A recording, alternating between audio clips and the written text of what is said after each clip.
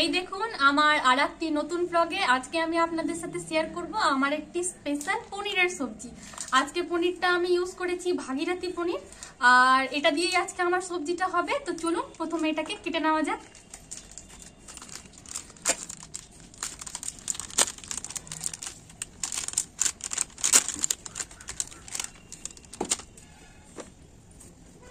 এই পনিরটা হলো 200 গ্রামের। প্রথমে আমি এইভাবে এগুলোকে সেভ করে কেটে নিব। পনির আর পনিরের হাজার রকম রেসিপি অলরেডি সোশ্যাল মিডিয়ায় পাওয়া যাবে, তবে আমি নিজের মতো করে একটু বানিয়ে দেওয়ার চেষ্টা করছি। আপনারা কমেন্টস করে বলবেন যে কেমন হয়েছে। খুব একটা ভালো আমি রান্না জানি না, তবে আস্তে আস্তে শিখছি মায়ের কাছ থেকে।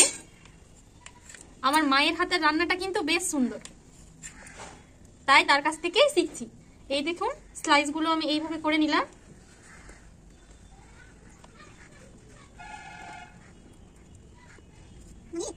এইবার আমি পনিরগুলোকে হালকা করে ভেজে নেব। তো চলুন ভেজে নেওয়া যাক। এই তো কড়াই গরম হয়ে গেছে। এবার এখানে আমি সরষের তেল দিয়ে দিচ্ছি। রান্নাতে আমরা সরষের তেলই ইউজ করব এখানে। তো চলুন আমি প্রথমে এই পনিরটাতে হলুদ আর লবণটা মিক্স করে নিই, তারপরে এটাকে ছেড়ে দেবো তেলের মধ্যে। তো চলুন।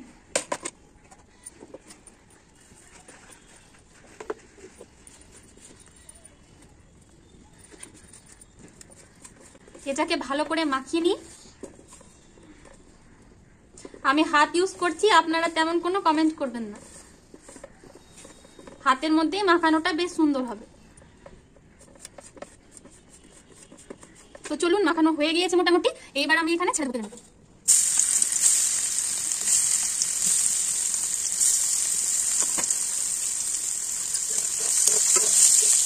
দেখছেন কি সুন্দরভাবে ভাজা হচ্ছে।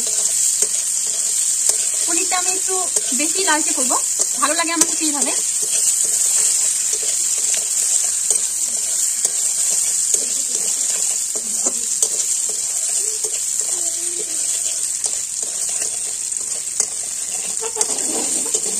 তবে এখানে আমি কোনো অ্যাড করিনি।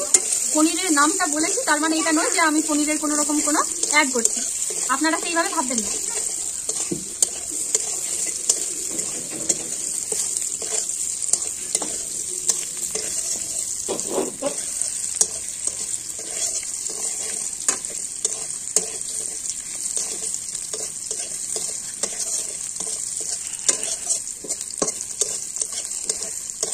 এটাকে নাড়াতে থাকতে হবে, না হলে বেশি লাল হয়ে যাবে এক সাইড।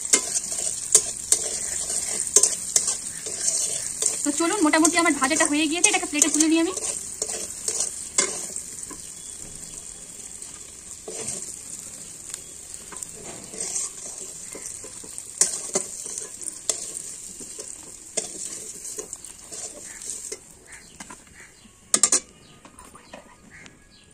এই তো এখানে এবার এই তেলের মধ্যেই আমি পেঁয়াজ আর লঙ্কাটা ছেড়ে দেব।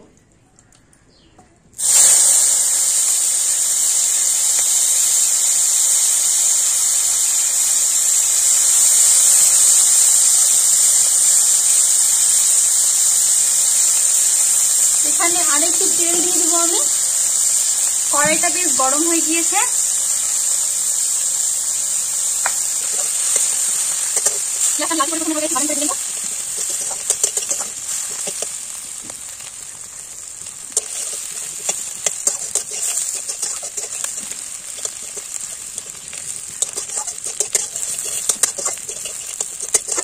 মোটামুটি এখানে বাদামি কালারটা চলেই এসেছে। তবে আমি এরপর এখানে ক্যাপসিকাম আর টমেটো গুলো দিয়ে দেব।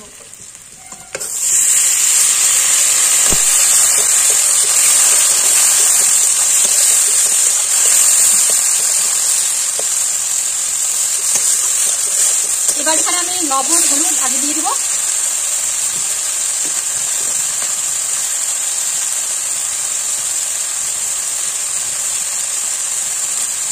এখানে আমি দিলাম, পরে টেস্ট করে দেখে নেবো যে লবণটা হয়েছে কি হয়নি।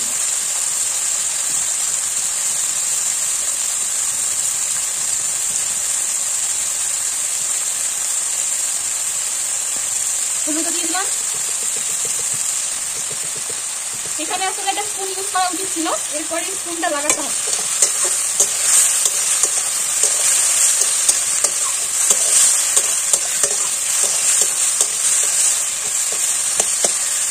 এখন বাস শুরু করেছি, আস্তে আস্তে ইমপ্রুভ করবো, রান্নাটাও ইমপ্রুভ করবো আর ভিডিওর কোয়ালিটিটাও ইমপ্রুভ করার চেষ্টা করবো সবকিছু।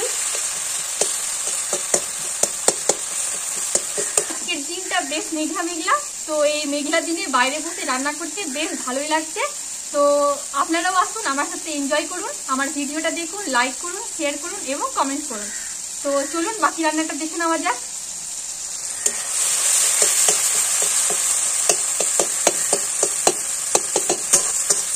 তো এই পর্যায়ে এসে আমি এখানে এবার মশলাগুলো দিয়ে দিব। এটা হলো জিরে গুঁড়ো,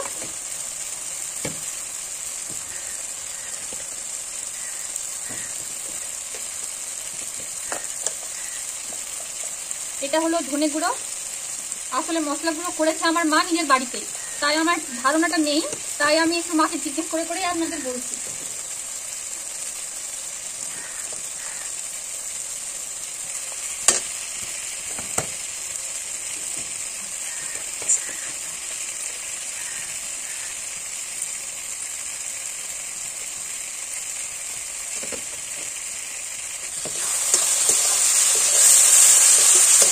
এটাকে ভালো করে কষিয়ে নিব আমি এবার।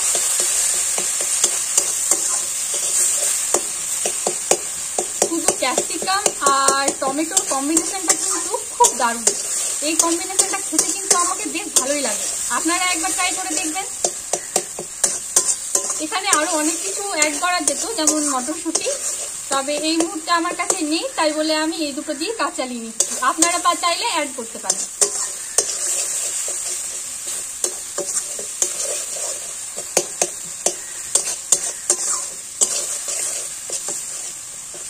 তো এটা হালকা কষা কষা হোক, এরপরে আমি এখানে জলটা দিয়ে দিব, আমি জলটা নিয়ে আসি। চলুন এবার এখানে জলটা দিয়ে দিই।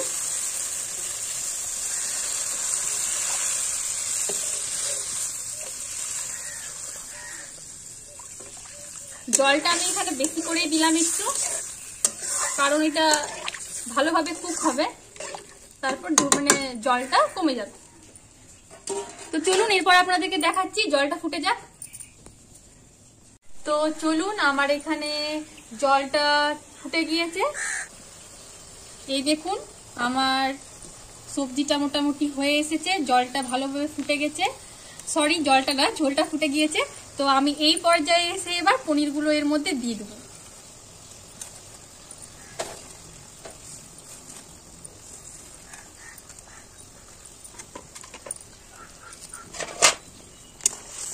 এই দেখুন পনিরগুলো আমি দিয়ে দিলাম, এবার পনিরটাও হালকা এর মধ্যে সিদ্ধ হয়ে যাক, হালকা সফট হয়ে যাবে ভিতর থেকে। আমি ব্যাস এখন লবণটা টেস্ট করে দেখবো যে ঠিক মতো হয়েছে কিনা। চলুন তাহলে একবারে শেষ পর্যায়ে আপনাদেরকে দেখাচ্ছি, এরপর আর বেশি কোনোই কাজ নেই। তো ঠিক আছে, তো এই দেখুন আমার সবজি একেবারে রেডি, দেখতে তো খুব সুন্দর লাগছে, তবে আমি আপনাদেরকে খেয়ে রিভিউ দিব যে কেমন হয়েছে। তো চলুন রিভিউটা দিই আপনাদেরকে। তো চলুন তাহলে খেয়েছে আপনাদেরকে রিভিউটা দিই। এই যে আমার হাতে সবজিটা,